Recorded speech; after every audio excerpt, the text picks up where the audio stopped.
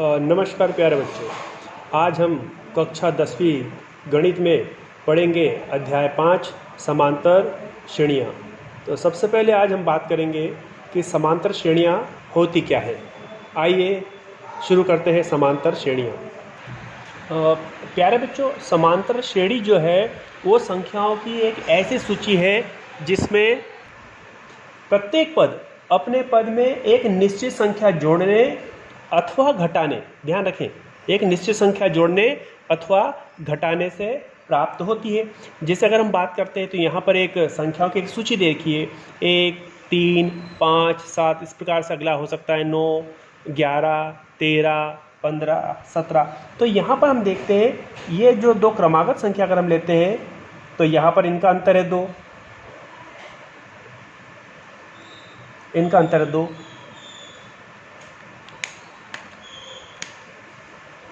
इस प्रकार इन दो संख्याओं को अगर लेते हैं तो इनका अंतर है 2, यहाँ लेंगे तो यहाँ अंतर 2, अगली संख्या जो होगी तो उनका अंतर भी 2 आएगा। अर्थात यहाँ पर प्रत्येक दो लगातार संख्याओं का जो अंतर होगा वो समान होगा।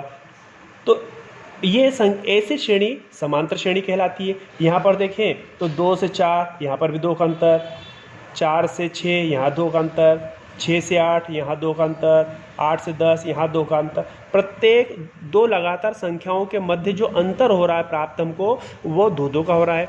तो ऐसी श्रेणी को ही हम समांतर श्रेणी कहते हैं। बच्चों, ये जो अंतर है प्रत्येक संख्या में जो समान है उसे कहा जाता है सार्वंतर।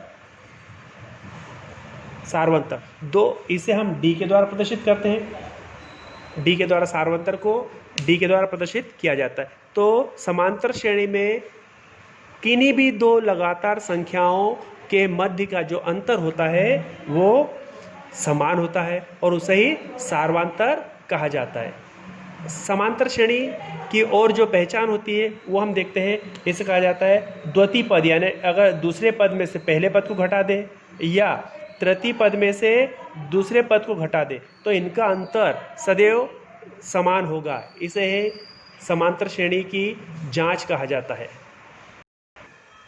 अब यदि हमें कोई समांतर श्रेणी दी हो, समांतर श्रेणी का हमको निकालना है। समांतर श्रेणी को एक एपी के द्वारा भी प्रदर्शित किया जाता है। तो ये ध्यान रखें, किसी भी एपी का हमको निकालना है एनवा पद। एनवा पद यानी हमको कोई समांतर श्रेणी दी है और कहा इसका 10वां पद ज्ञात कीजिए, 20वां पद ज्ञात कीजिए, 100वां पद ज्ञात कीजिए, तो उसका एनवा पद यानी इसे कहा जाता है व्यापक पद। तो पद है इसलिए पद का टर्म से यानी टी लिया जाता है। तो एनवा पद ज्ञात करने का सूत्र होता है a + n - 1 × d, जहाँ पर tn को एनवा पद या अंतिम पद कहा जाता है। tn जो होता है, tn को एनवा पद, इसे अंतिम पद भी कहा जाता है, अंतिम पद। और जो a होता है वो प्रथम पद होता है। डी तो जैसे हम पढ़ चुके हैं, डी को कहा जाता है सार्वंतर। और एन जो है उसमें एन को कहा जाता है पदों की संख्या, पदों की संख्या। तो ये हमारे पास किसी भी समांतर श्रेणी का एनवा पद ज्ञात करने का सूत्र होता है। ये सूत्र अत्यंत महत्वपूर्ण है। यदि ये सूत्र हमें याद है तो हम इस सूत्र के माध्यम से किसी भी समांतर श्रेणी का कोई सा भी पद ज्ञात कर सकते हैं। आइए हम इसे एक उदाहरण के द्वारा समझते हैं। हम एक समांतर श्रेणी 4, 6, 8, 10 देखते हैं। यहाँ पर प्रत्येक पद में जो अंतर है वो समान है। इन दो पदों का योग अंतर जो है 2 है, इन दो पदों का योग भी अंतर है वो 2 है, इन दो पदों का अंतर भी 2 है। प्रत्येक पद का जो अंतर है वो 2 है, अर्थात ये समांतर श्रेणी है। और इस समांतर श्रेणी का हमको 10वां पद ज्ञात करना है। याद रहे, 10वां पद ज्ञात करना। तो इस 10वें पद को हम कैसे ज्ञात करेंगे? तो इसमें सबसे पहले हमें जरूरत पड़ती है ए की, यानी प्रथम पद।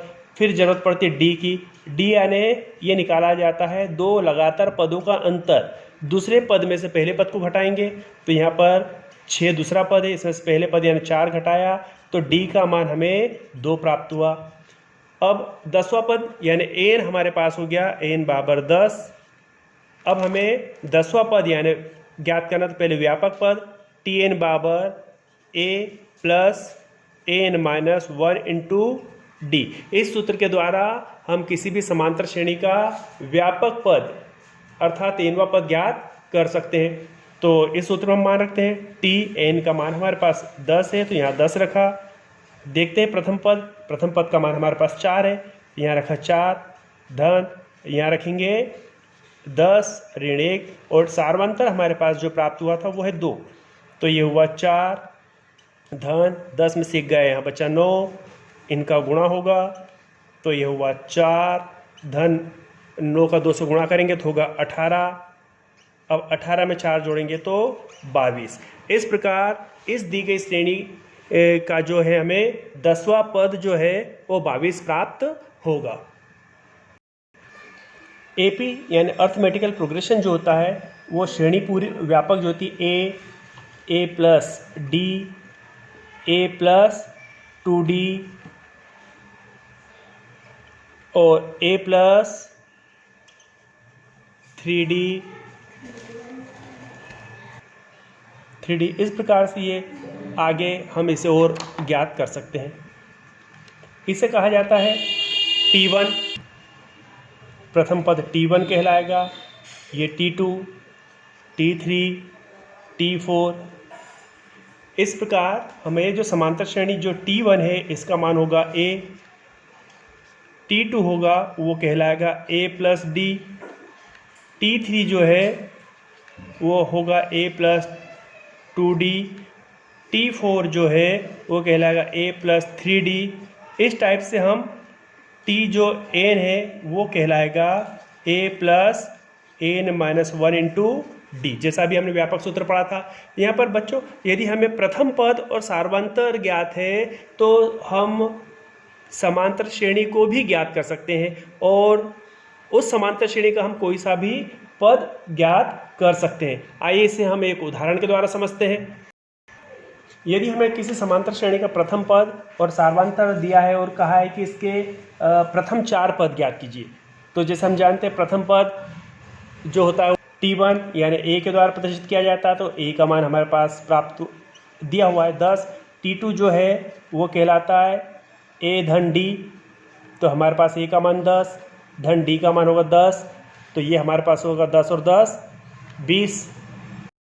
जो T3 होगा वो हमारे पास सूत्र हमने देखा था A धन 2D, तो यहाँ होगा 10 धन 2 और ये 10, तो हमारे पास हो जाएगा 10 2 20 और 10 30, ये तृतीय पद हो जाएगा।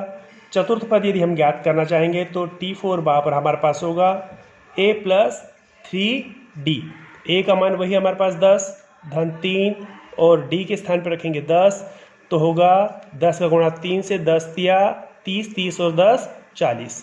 इस प्रकार हमें प्रथम 4 पद प्राप्त हो गए। ये प्रथम पद है, ये द्वितीय, तृतीय और चतुर्थ। प्रथम पद 10 प्राप्त हुआ, द्वितीय पद 20, तृतीय 30 और चतुर्थ 40। इस प्रकार से हमें समांतर श्रेणी के प्रथम 4 पद प्राप्त हुए। इसी प्रकार से हम आगे के सवाल भी करेंगे, वो उसके लिए हम अलग से एक वीडियो बनाएंगे।